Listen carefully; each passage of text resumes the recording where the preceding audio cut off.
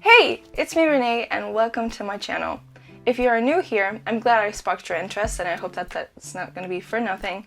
And if you already know me, hi, welcome back to this channel. As you may already know, I'm currently in the US working as an au pair and I would love to share my journeys, experiences, and tips with you guys. So if you're interested in that, then you're in the right place. Today I wanted to talk about summer vacation, and I knew that summer vacation was longer here than it was in my home country, and if you've watched Phineas and Ferb with their fabulous intro, in my language they say we have 104 days of summer vacation. I don't know if other people also have 104 days of summer vacation.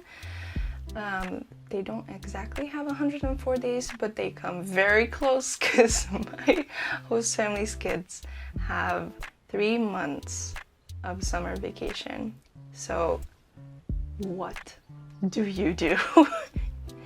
And I planned for those months, and I'm gonna show you how I did it and what your possibilities could be. So first, I used Pinterest. Scooch over for you so you can see what I'm trying to show you. First, I used Pinterest.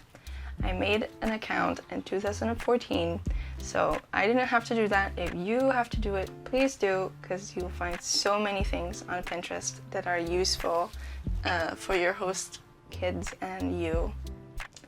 So I made a list of activities that would fit the age group that my children are in. So I looked up toddler activities, young toddler activities, and just activities in general that all 4 of my host kids would be able to do. Then I made lists of them by age. So I put all of those activities in a list underneath each other. I was going to see what the other ages, so my older host kids, could do together with my younger host kids. So what activities were the younger host kids going to do? Did they need prep those activities? Like, do I need to buy supplies? Do I need to make something? Do I need to craft something? Do I need to build something? And can my older host kids help me with this? That was a list. So I had a list of the activities, and then is it useful if the older host kid helps or not? Check, check, check. So when you open Word, you can choose a template. You can also just do this on paper, of course. But a template, you can specifically choose the month that you're in and then just fill in that month. So what I did was I chose a theme for each month that would correspond with something that my host children are interested in or have to learn about. So I had a week that corresponded with jumping. I had a week that corresponded with rolling things, because the youngest toddler throws everything, but he needs to learn how to roll the ball instead of throwing it super hard at someone, you know? So like rolling. What different activities could I do with that? Then I had fish, beautiful fish, because beautiful fish can help make patterns.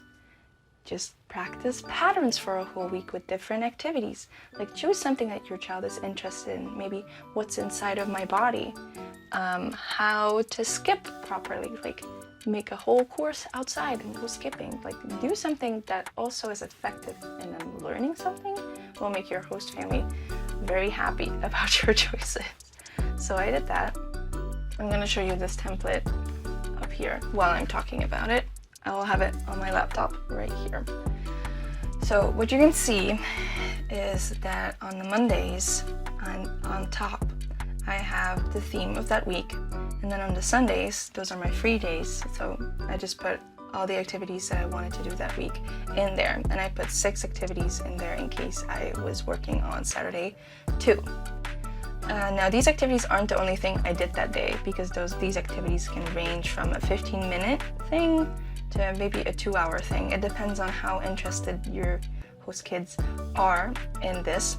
So don't plan this activity to be like a whole day long. Like, you are also doing other things and like playing other games that what your kid would like to do, right? So I had the theme for this week that I would really want to go into, which was the beautiful fish theme because of patterns. So what I did was I printed out a template of different kinds of fish. Then I printed out cartoon fish with all of their beautiful colors and what they looked like. This way I was able to practice patterns with the older toddler, because we could talk about the little shells or shell scales that are on a fish and how they have a beautiful pattern. For example, a clownfish, right? Orange, black, and the pattern comes back and back. I actually said that because it rhymes, and it was fun. So we made those fish. We colored the fish in the first day with crayons, pencils, whatever she wanted to use, as long as she was creating patterns.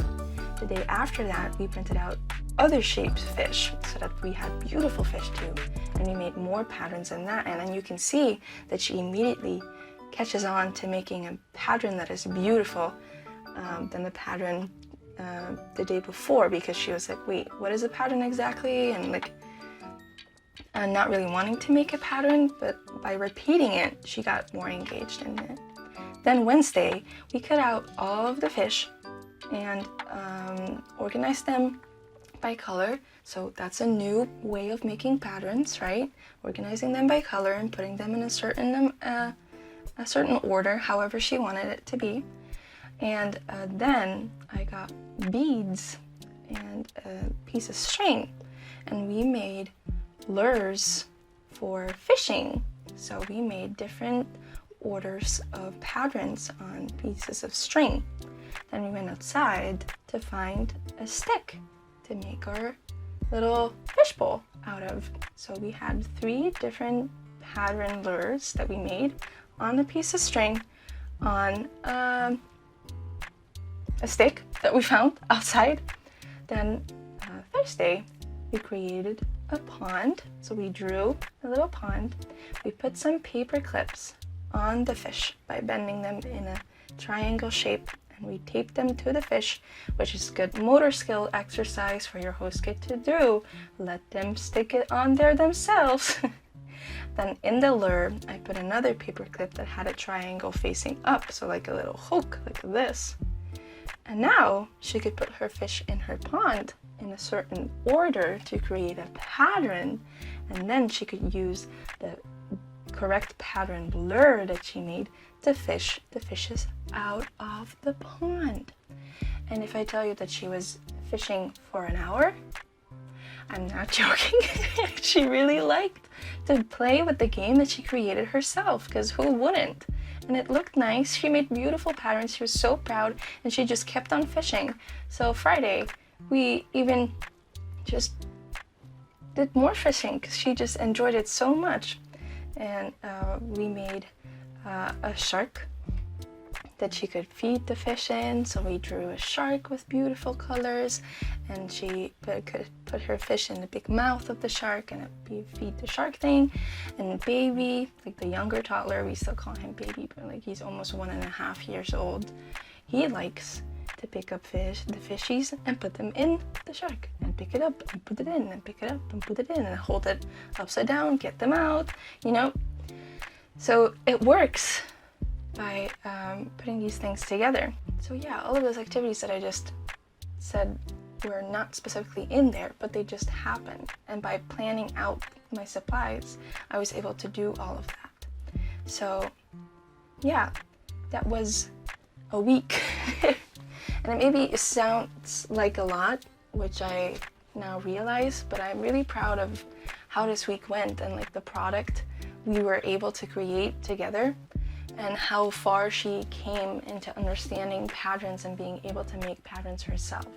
So I encourage you to make it easier for yourself, and just take that hour or 2 hours time to plan out what the rest of the weeks are gonna look like, because you will make it way easier for yourself. Thank you so much for reaching the end of this video. I sincerely hope you liked it and got something out of it today. If you like this video, you know what to do, right? Okay, thank you so much.